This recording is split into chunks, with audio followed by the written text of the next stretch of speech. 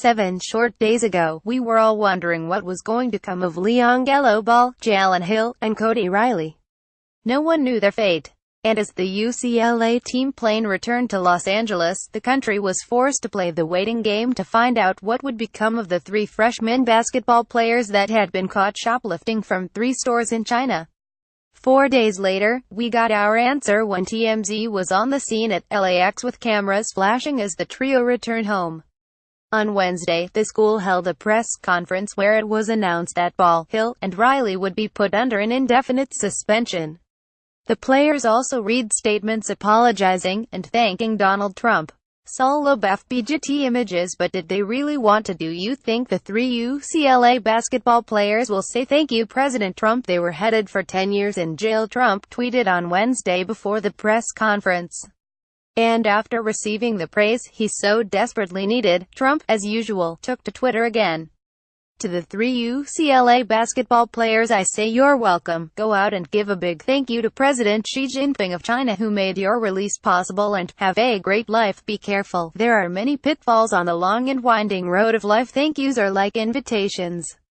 Asking for one takes away the entire purpose of the gesture. But when you elect a person who has the demeanor of a child to be president, these are the kinds of things you're forced to deal with.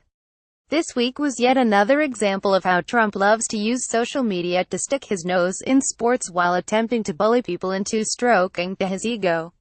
It's a far cry from when Obama was doing NCAA tournament brackets or playing pickup basketball with NBA stars. Obama interacted with athletes. Trump wants to control them. LiAngelo When Trump asked if he'd receive a thank you, it proved yet again that he has no idea what he signed up for when he took the presidential oath. Being thanked isn't in the job description, because any politician will tell you that taking public office is a thankless job. But for those that were wondering, the JFK Library website has a list of the president's actual duties. The U.S. Constitution contains the only official job description for the President of the United States.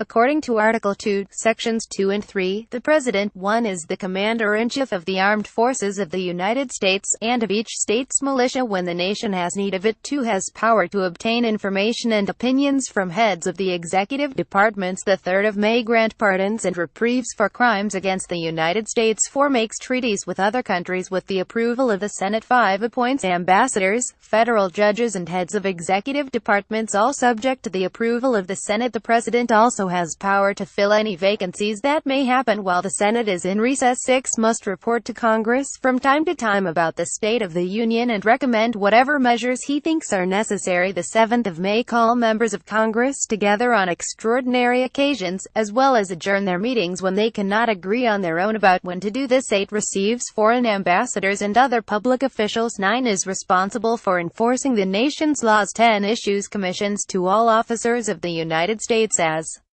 you can see, requesting a thank you from a group of teenagers, nor asking that they do the same for a foreign leader isn't on the list. In less than a year, Trump has willfully forced sports and politics to incorporate. He's called football players sons of bitches, tried to tell NFL owners how to run their businesses, and completely botched the tradition of championship teams making White House visits. It took Trump nearly 8 months after the South Carolina women's basketball team won the NCAA championship in April to finally invite them to the White House Thursday. The Gamecocks, however, declined the invitation as they are now focusing on the current season.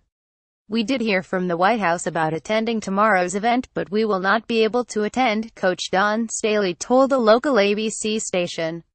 As I've been saying since our practices for this season started, all of our focus is on the season ahead.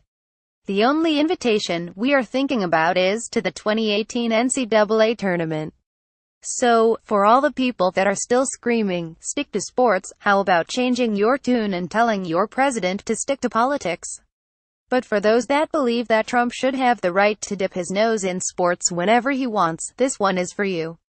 Darren Cummings. Wendell Brown is a 30-year-old former linebacker from Ball State and played in the Canadian Football League.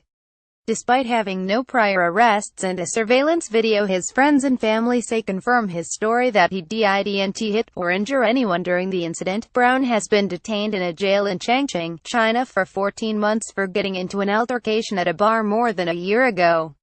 "I'll thank him. If Trump helps us, if he helps Wendell, I won't stop thanking him," said Wendell's mother Antoinette Brown to Yahoo Sports on Wednesday.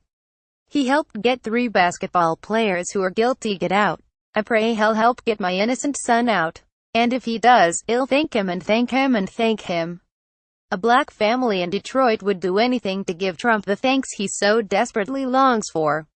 Let's see if the commander-in-chief is willing to do something that won't benefit him for once.